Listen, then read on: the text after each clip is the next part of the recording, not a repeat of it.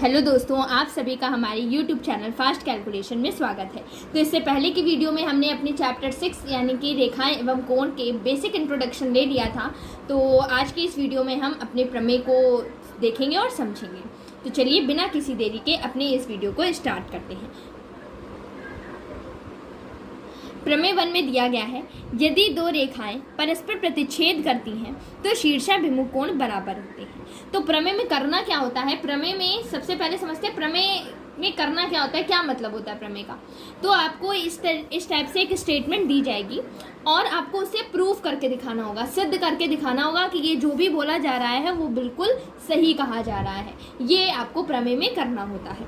तो सबसे पहले इसको करने का तरीका क्या है, आपको सबसे पहले लिखना होता है क्या क्या दिया गया है। इस प्रमेय में जो भी चीज़ें दी गई हैं उसे हम लिख लेंगे। क्या दिया गया है, दो रेखाएं परस्पर प्रतिच्छेद करती हैं। तो लिख लेंगे, सबसे पहले डायग्राम बना लेते हैं, फिर उसके अकॉर्डिंग लिख लिया जाएगा। दो रेखाएं हैं और एक दूसरे को परस्पर प्रतिच्छेद कर रही हैं। प्रतिच्छेद का मतलब एक दूसरे को काटती हैं, ठीक है। तो इस तरीके से हमने यहाँ पर दो रेखाएं बना ली। एक का नाम रख देते हैं ए बी और दूसरे का नाम रख देते हैं हम सी और डी। और मानना कि दोनों रेखाएं बिंदु ओ पर एक दूसरे को प्रतिच्छेद करती हैं। तो ये आपने डायग्राम देखा होगा, अगर आपने मेरा इंट्रोडक्शन वाला वीडियो देखा हुआ है तो आपने ये डायग्राम बिल्कुल देखा होगा, क्योंकि वहाँ पर हमने इस डायग्राम के बारे में डिस्कस किया है कि इस डायग्राम को क्या बोलते हैं। इसको बोलते हैं, यहाँ पर बनते हैं हमारे शीर्षाभिमुख कोण। शीर्षाभिमुख कोण के बारे में हमने पहले ही बताया था कि ये अगर हम यहाँ पर चार कोण बन रहे हैं, एंगल 1 2 3 4 इस तरीके से हैं, तो यहाँ शीर्षाभिमुख कोण एंगल 1 इक्वल एंगल 3 होना चाहिए, 2 इक्वल 4 होना चाहिए। तो अभी इन सब के बारे में हम डिटेल से जानेंगे, पर हम एक स्टेप आगे बढ़ते हैं। तो क्या दिया गया है, दो रेखाएं परस्पर प्रतिच्छेद करती हैं। तो यहाँ पर दो रेखाएं कौन कौन सी हैं, दो रेखाएं के नाम हमने यहाँ पर क्या लिए हुए हैं, ए बी तथा सी डी। दो रेखाएं ए बी तथा सी डी एक दूसरे को किस बिंदु पर प्रतिच्छेद करती हैं, एक दूसरे को बिंदु ओ पर प्रतिच्छेद कर रही हैं, तो वही लिख देंगे, एक दूसरे को बिंदु ओ पर प्रतिच्छेद करती हैं, एक दूसरे को बिंदुओं पर प्रतिच्छेद करती है। ये हमें दिया गया है। फिर उसके बाद दिया है के बाद जो चीज़ें दी होती हैं हम वही चीज़ें यहाँ पर लिख देते हैं। अब इसके बाद हमको लिखना है क्या सिद्ध करना है, क्या चीज़ सिद्ध करना है। तो यहाँ पर लिख देते हैं सिद्ध करना है, जो चीज़ सिद्ध करनी है वो चीज़ हम यहाँ पर लिख देंगे। तो अगर प्रतिच्छेद करती तो हमें सिद्ध क्या करना है, तो शीर्षाभिमुख कोण बराबर होते हैं। शीर्षाभिमुख कोण कौन कौन से हैं, यानी अपोजिट एंगल्स।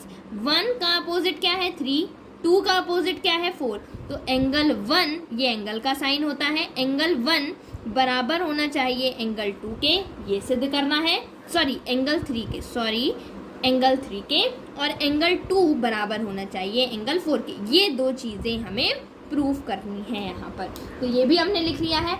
अब हम क्या लिखेंगे, अब हम लिखेंगे उपपत्ति। उपपत्ति में हम वो सारी चीज़ें लिखते हैं जिससे हमें सिद्ध करना होता है। तो देखिए हमारे पास कुछ इस टाइप का डायग्राम दिया हुआ था और हमने यहाँ पर क्या लिखा था, ए बी और ये था सी और ये था डी। यहाँ पर इस टाइप से डैश बना लेते हैं कि ये पॉइंट है हमारे, और ये था ओ, इसको नाम दिया था 1 2 3 4। तो हमको सिद्ध क्या करना था, 1 बराबर 3 के है, 2 बराबर 4 के है, ये चीज़ हमें सिद्ध करनी है। तो देखिए इसको सिद्ध कैसे किया जाएगा। सबसे पहले फर्स्ट पॉइंट को हम सिद्ध करते हैं, एंगल 1 बराबर एंगल 3 के लिए हम सिद्ध करते हैं, ठीक है। इसके लिए हम सिद्ध करते हैं। तो कैसे लिखेंगे, अच्छा जो चीज़ हमें सिद्ध करनी होती है उससे रिलेटेड हम कुछ ना कुछ इक्वेशन बनाते हैं। तो अगर आप यहाँ पर देखें तो एंगल 1 और ये एंगल 2 है, ये पूरा का पूरा इस टाइप से ये क्या बन रहा है, 180 बन रहा है। अगर आप 180 का कोण आपने देखा हो तो इस टाइप से बनता है। ये हमारा क्या होता है, 180 अंश का कोण होता है या नहीं होता है। तो यहाँ पर अगर आप देखें तो एंगल 1 और 2 मिला करके हम क्या बना रहे हैं, 180 अंश का कोण बना रहे हैं या नहीं बना रहे हैं। तो यहाँ पर हम लिख देंगे एंगल 1 प्लस एंगल 2 बराबर है 180 अंश के। ये हो जाएगी हमारी इक्वेशन नंबर 1।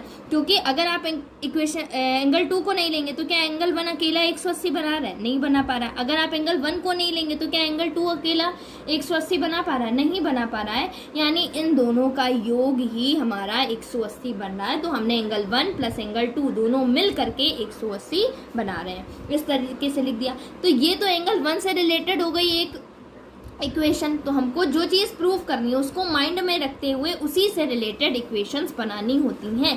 तो हमने angle 1 plus angle 2 equal 180 degree लिख दिया। अब हम एंगल 3 से रिलेटेड इक्वेशन बनाएंगे। तो देखो एंगल 3 से रिलेटेड 2 इक्वेशंस यहाँ पर बनेंगी। यहाँ पर आप ये भी बोल सकते हैं कि मैम यहाँ पर एंगल 3 प्लस 4 भी 180 डिग्री होता है और एंगल 3 प्लस एंगल 2 भी 180 डिग्री होता है। हम कहेंगे बिल्कुल सही है, 3 प्लस 4 भी होता है और 2 प्लस 3 भी 180 डिग्री होता है। लेकिन अगर आप ध्यान से देखें, अगर आप यहाँ पर लिखते हैं angle 3 plus angle 2 equal 180 degree, अगर आप इसको इक्वेशन नंबर 2 बनाते हैं तो होगा क्या, अभी हम आपको बताते हैं कि उसको 3 और 4 को क्यों नहीं लेना और 2 और 3 को क्यों लेना है। अभी हम इसको लेकर के सॉल्व करते हैं और देखते हैं क्या 1 बराबर 3 आ जाएगा।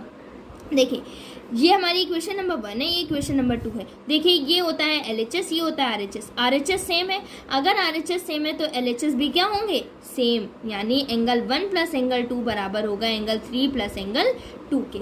ये एंगल 2 इधर प्लस का है, उधर जाएगा माइनस का हो जाएगा। तो एंगल 3 प्लस एंगल 2, ये एंगल 2 इधर प्लस का है, साइड चेंज करेंगे तो माइनस का हो जाएगा। एंगल 2 एक बार माइनस का एक बार प्लस का, कैंसिल करके 0, ये तो हमने बहुत पढ़ा हुआ है। एंगल 1 इक्वल एंगल 3, क्या प्रूफ हो गया या नहीं हो गया? अगर आप एंगल 3 प्लस एंगल 2 इक्वल 180 से तो हमारा ये प्रूफ हो गया एंगल 1 इक्वल एंगल 3, ये तो हमारा प्रूफ हो गया, हेंस प्रूव्ड।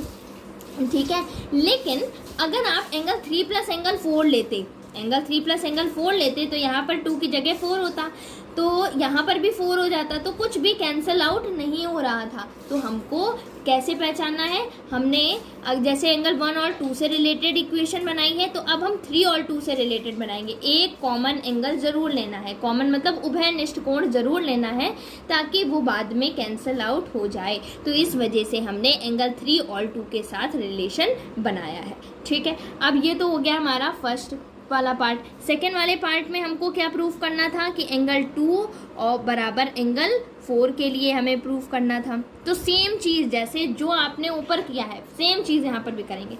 2 से पहले रिलेशन बनाने की कोशिश करो। 2 और 3 का योग क्या बनेगा? 180 बनेगा। ऊपर भी देख कर आए हैं 2 और 3 मिलकर के क्या बना रहे हैं? 180। तो एंगल 2 प्लस एंगल 3 बराबर हो जाएगा 180 डिग्री। इक्वेशन नंबर हो जाएगा 1।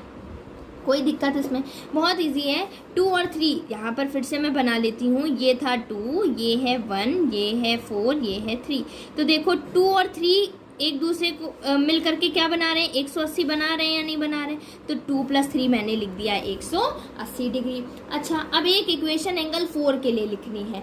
तो यहाँ पर ये एंगल 4 है, तो एंगल 4 के लिए हमें बनानी है तो हमें 180 से बनानी है। तो एंगल 3 प्लस एंगल 4 हमारा 180 बन रहा है या नहीं बन रहा है? हाँ जी, बिल्कुल बन रहा है। तो एंगल 4 प्लस एंगल 3 बराबर 180 डिग्री। तो अब आप कहेंगे एंगल 4 और 1 भी तो 180 बना रहा था। तो अभी मैंने ऊपर बताया कि एक उभयनिष्ठ जरूर लेना है। मैंने 2 के साथ 3 लिया था ना, अब आपको 4 के साथ 3 लेना है। ठीक है, और इस तरीके से एक इक्वेशन बना लेनी है। तो अगर आप देखें RHS सेम है तो LHS भी क्या हो जाएंगे? सेम। यानी एंगल 2 प्लस एंगल 3 बराबर एंगल 4 प्लस एंगल 3 के बराबर हो जाएगा। एंगल 3 इधर प्लस का है, जब साइड चेंज करेंगे तो वो किस में हो जाएगा? माइनस में हो जाएगा। ठीक है, अब एंगल 3 एक बार माइनस में एक बार प्लस में कैंसिल होके 0 हो जाएगा। हमारे पास क्या बचा? एंगल 2 बराबर एंगल 4। तो यही इस तरीके से ये हमारा प्रूफ हो जाएगा। हमें यही प्रूफ भी करना था। तो आशा करती हूँ कि आपको प्रमेय 1 आसानी से समझ में आ गई होगी। फिर भी अगर आपको कोई भी इससे रिलेटेड डाउट है तो आप एक बार इस वीडियो को फिर से देख सकते हैं, और अगर फिर भी कोई डाउट रहता है तो आप हमसे अपने डाउट को कमेंट सेक्शन में पूछ सकते हैं। अगर आपको ये वीडियो हेल्पफुल लगा हो तो आप हमारे चैनल फास्ट कैलकुलेशन को लाइक करें, शेयर करें और सब्सक्राइब करें ताकि आगे आने वाले सारे नोटिफिकेशन सबसे पहले आप तक पहुँच सकें। Thank you for watching this video.